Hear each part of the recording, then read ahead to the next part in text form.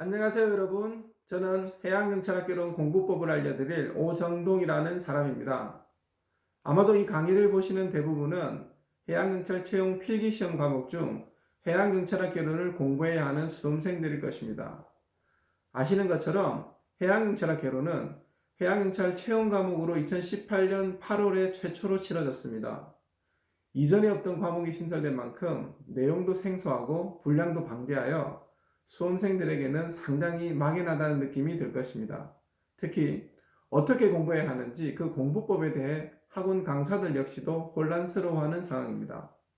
저는 이번 강의를 통해 해양경찰학교론을 공부하는 수험생들에게 제 나름대로의 공부법을 소개할 것입니다. 한 가지 양해사항을 말씀드립니다.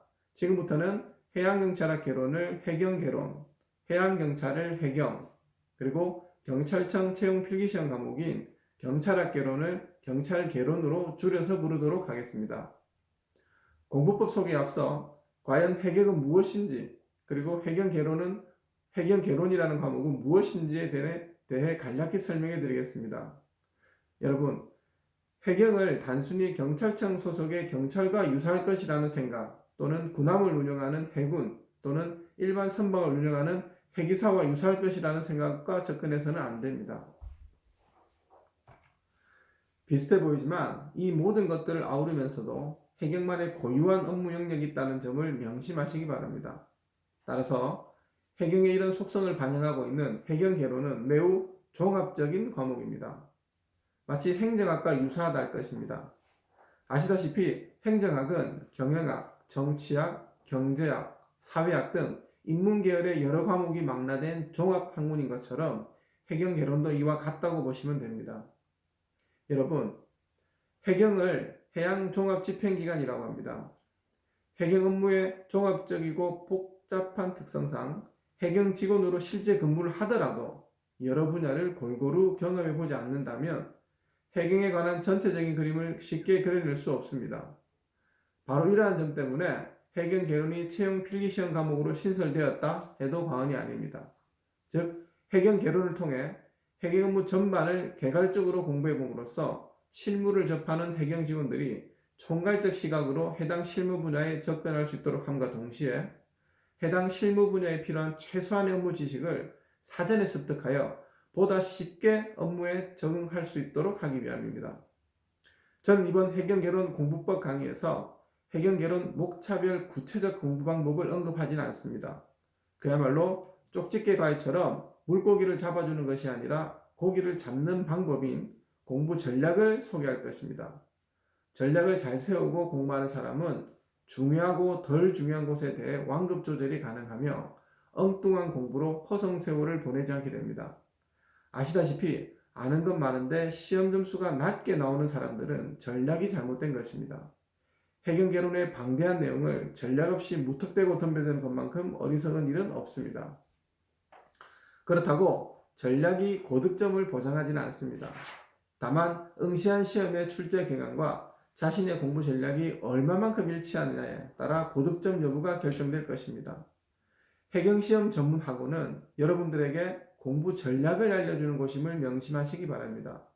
학원이라 해서 특별히 다른 내용을 다루지는 않습니다. 즉, 무슨 대단한 족보가 있어서 해당 학원을 다니는 사람만 아는 그런 내용은 없습니다.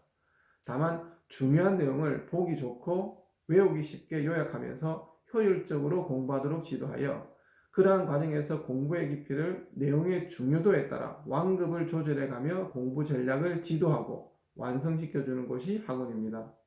결국 학원에서 많은 양의 공부를 해서가 아니라 해당 학원의 고득점 노하우가 반영된 공부 전략을 습득한 것이 합격의 결과를 만들어주는 것입니다. 여러분, 본론에 앞서 이번 제 강의를 쉽게 이해하기 위해서 세 가지 개념을 미리 알고 들으셔야 합니다. 지금부터 소개하는 개념들은 제 나름대로 정리한 것임을 양해해 주시기 바랍니다. 첫 번째는 사지선다 문제 유형으로 1단계부터 3단계입니다. 1단계는 다음 중 가장 알맞은 것은 이라는 문제에 대해 4개의 지문 중 1개의 지문을 고르는 것입니다. 2단계는 알맞은 것으로만 짝지어진 것은 이라는 문제에 대해 여러 지문을 고르는 것입니다. 3단계는 알맞은 것은 모두 몇 개인가 라는 문제에 대해 알맞은 지문의 개수를 고르는 것입니다. 3단계로 갈수록 풀기 어려운 유형입니다. 두 번째는 문제 방식으로 총 3가지입니다. 우선 회사법규형입니다. 회사법규형은 법령의 조항을 단순히 발췌하여 문제로 만든 것으로서 이는 내용적인 면이 얕으므로 방금 말씀드린 사지선다 문제 유형을 1단계부터 3단계로 적절히 뒤섞어 난이도를 조절하는 특징이 있습니다. 다음은 해경실무형입니다. 해경실무형은 회사법규형 문제와 마찬가지로 해양경찰청장 훈령의 조항을 단순히 발췌하여 문제로 만드는 방식입니다. 다만 법령을 다루는 회사법규형과 달리 해경실무형은 훈령이나 규칙을 다루므로 보다 구체적이고 실무적인 내용입니다.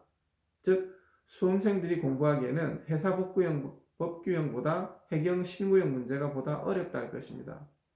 다만 해경실무형은 회사법규형보다 내용적 깊이가 깊으므로 사지선다 문제 유형에 있어 3단계까지 출제될 일은 거의 없습니다. 통상 1단계가 대부분이며 간혹 난이도 조절을 위해 2단계 문제 유형이 출제된다고 보시면 됩니다. 참고로 해양경찰청 내부에서 승진 시험 과목으로 해양경찰 실무, 해경실무라는 시험 과목을 채택하고 있습니다. 마지막으로 경찰개론형입니다. 경찰학 개론은 역사가 오래되고 전문 강사들이 많은 만큼 매우 구체적이고 깊은 내용을 다룰 뿐만 아니라 사지선다 문제 유형도 2단계와 3단계 중심으로 출제됩니다. 수험생들이 가장 힘들어하는 문제 방식입니다. 즉 수험생들에게는 회사법규형, 해경실무형, 경찰개론형의 순서로 어려움을 느끼게 됩니다. 문제 유형과 문제 방식에 이어 세 번째 개념은 소위 짠물튀기입니다. 무슨 뜻이냐면 출제되는 문제 지문을 해양경찰스럽게 구성한다는 것입니다. 특별히 수험생들이 힘들어할 필요는 없으나 지문 내용이 다소 생소하게 느껴지는 수험생들에게는 쉽게 적응이 안 될 수도 있으니 일찍 적응할 필요가 있습니다. 예를 들어 수사 절차에 관한 문제를 만들 때 일반 형법 사건보다는 수산업법과 같은 해양수산 관련 특별 형사사건을 지문으로 제시하는 경우라 하겠습니다. 그럼 지금부터 본론에 들어가겠습니다. 본론의 첫 번째 주제는 해경개론은 어떻게 만들어졌냐, 즉 해경개론 편찬의 역사입니다. 해경개론 편찬 역사를 알게 되면 해경개론 출제 경향이 앞으로 어떤 방향으로 갈 것인지를 예측할 수 있습니다. 현재 해경개론에 관한 책자는 원서와 수험서로 구분할 수 있으며 저자의 경우 크게 전직 해경 출신 저자와 경찰개론 학원 강사 출신 저자로 구분할 수 있습니다. 출판사와 저자 이름은 말씀드리지 않겠습니다. 해경 출신의 경우 해경에 대해서는 잘 알지만 이들이 본격적으로 학원가에 뛰어든 시기가 얼마 되지 않은 관계로 강의법, 강의자료, 강의 수단 등과 같은 강의 숙련도에 대해 아직까지는 능숙하다 할 수 없을 것입니다. 반면 경찰개론 학원 강사 출신들은 강의 숙련도는 높으나 해경에 대한 이해가 부족할 수 있을 것입니다. 지금은 그렇지 않지만 앞으로 해경 출신 학원 강사는 계속 늘어날 것입니다. 하지만 60세 전후로 정년 퇴직한 분들이 대부분일 것이니 참고하시기 바랍니다. 해경개론은 2016년 3월 해양경찰교육원에서 원서를 최초로 발간하였고 2018년 8월에 최초로 채용 필기시험 과목으로 출제되었습니다. 최초 출제에 앞서 2017년 당시 해경본청에서는 여러분이 알고 계시는 현재 해경개론 목차를 정립하여 공개하였고 그 목차는 아직까지 바뀌지 않고 있습니다. 2017년 이 목차가 공개되자 해경개론 수험서 저자들은 목차에 맞게 수험서 제작에 돌입하였습니다. 2017년 당시 해경개론 목차를 정립하는 과정에서 총론과 강론에 대해 입장을 달리하는 목소리가 있었습니다. 쉽게 말하자면 총론의 무게를 두자는 경찰개론파와 강론의 무게를 두자는 순수 해경파입니다. 경찰 출신이나 경찰개론 학원 강사 출신 중심인 경찰개론파의 주장은 이렇습니다.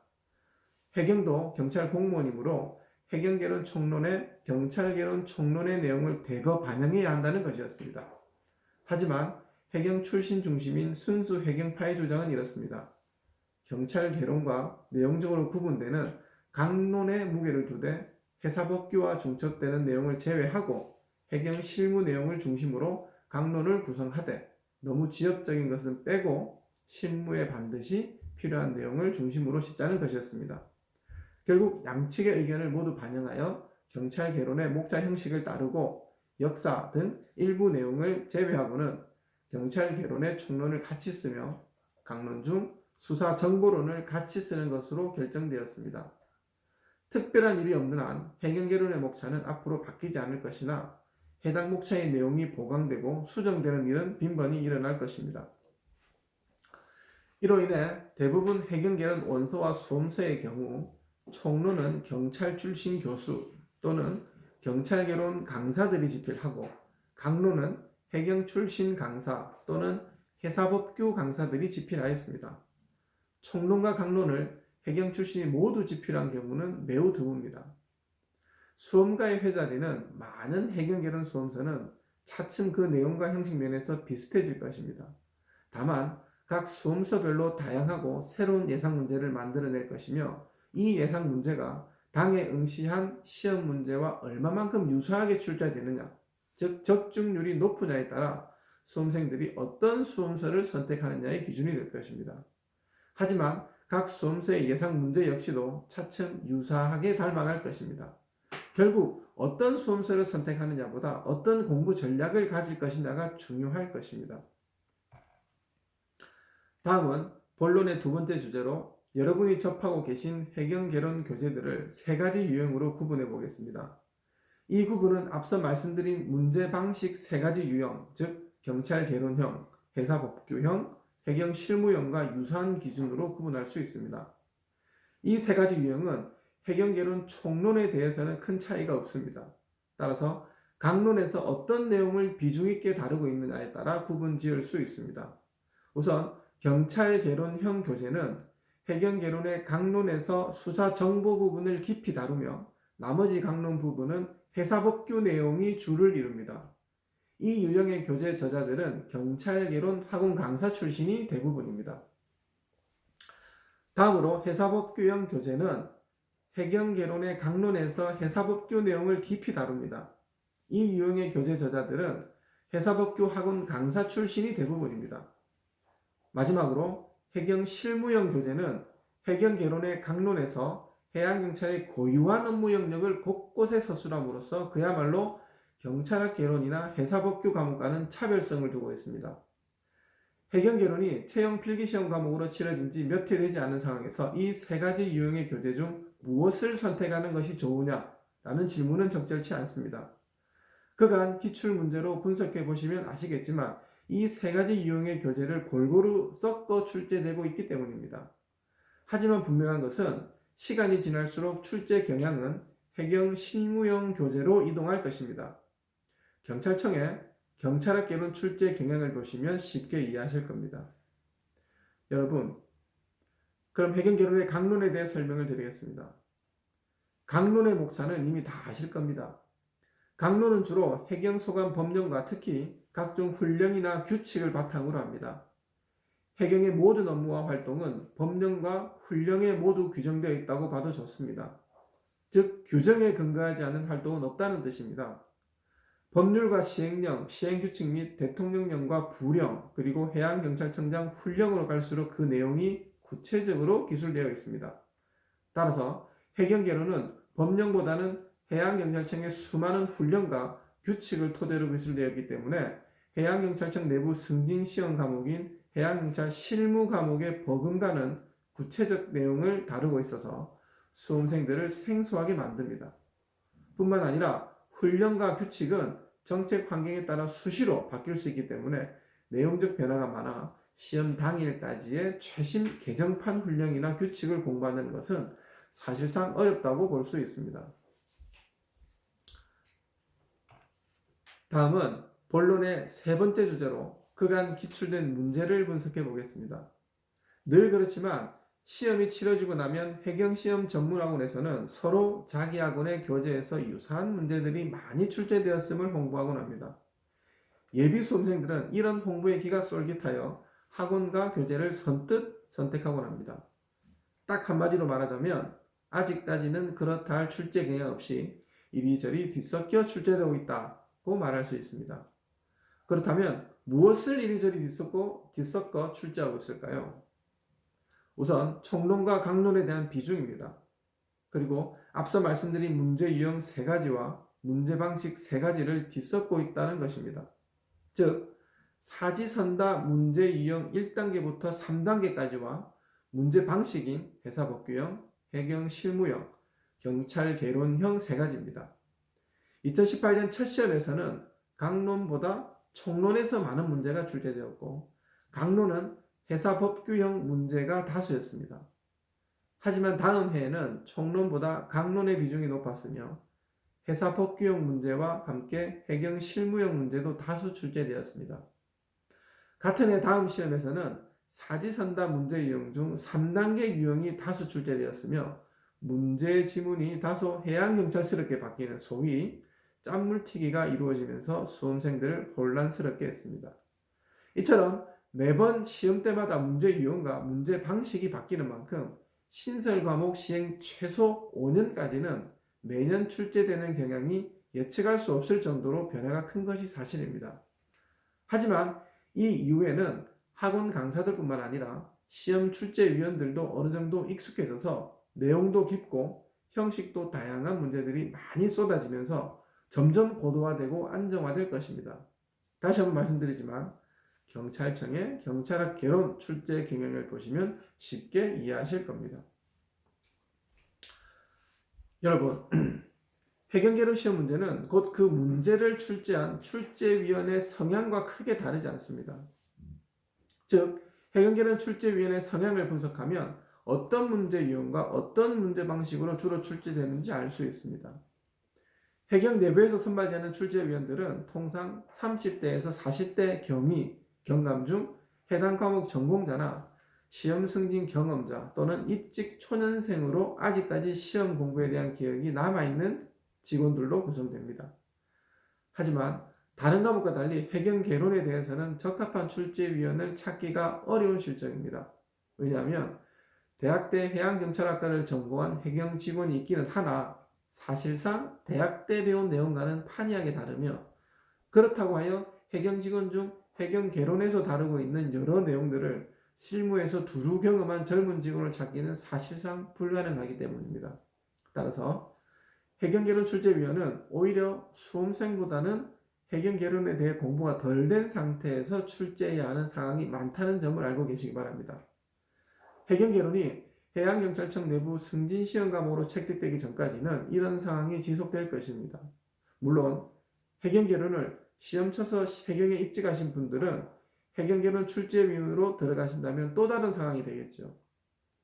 그럼 해경개론을 공부해보지 않은 출제위원의 입장에서 한번 살펴보도록 하겠습니다. 총론은 경찰학 개론에서 상당히 전문성 있게 다루고 있으므로 출제위원이 총론을 응용 문제로 만들기는 부담스럽습니다.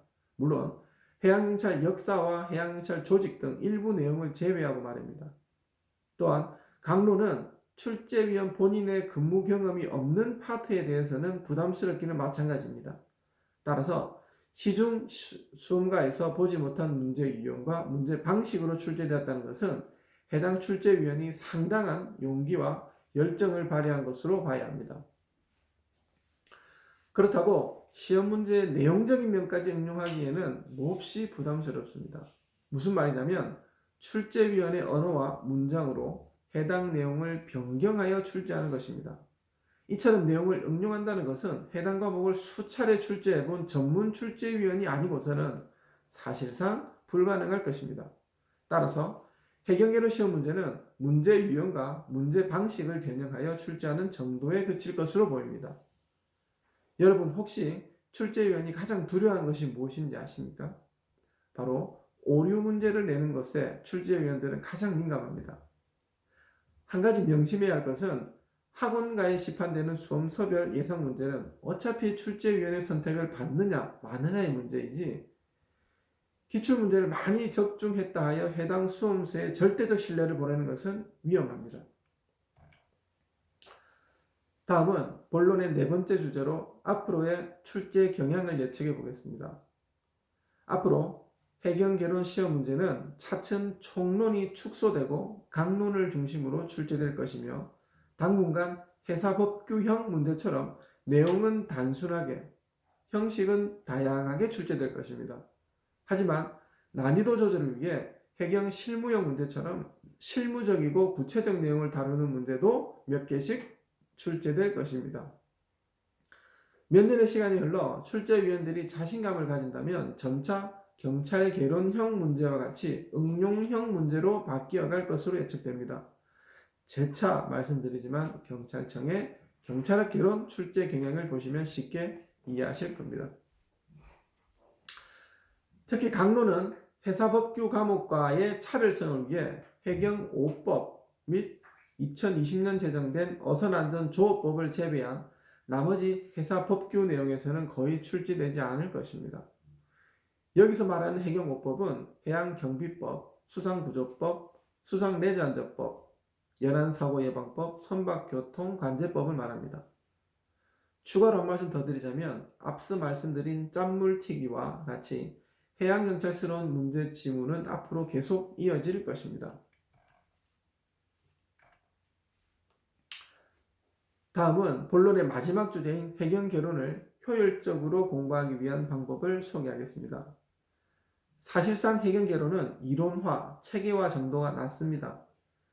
해수산 분야 출신이 아닌 한 통상의 상식과 지식으로는 접근이 어렵습니다. 그렇기 때문에 첫째, 해경개론 원문을 통독하면서 대강의 느낌을 가지시기 바랍니다. 본격적인 입시 준비 때는 어려울 수 있겠지만 입시 준비 전이라면 꼭 필요한 사전 준비를 하겠습니다. 이를 통해 해경개론에서 언급되는 생소한 단어와 표현을 눈에 익히면서 익숙해져야 합니다. 둘째, 가급적 해경 출신 저자의 수험서를 기본서로 하되 매년 개정 증부판을 충실히 발간하는 수험서를 선택하십시오. 해경개론은 회사 법규와 달리 법률이 아닌 훈령을 토대로 내용이 구성되어 있기 때문에 법률보다 내용 변경이 잦습니다. 그래서 주기적으로 개정 증부판을 내지 않는 수험서는 1년만 지나도 신뢰하기 어렵습니다.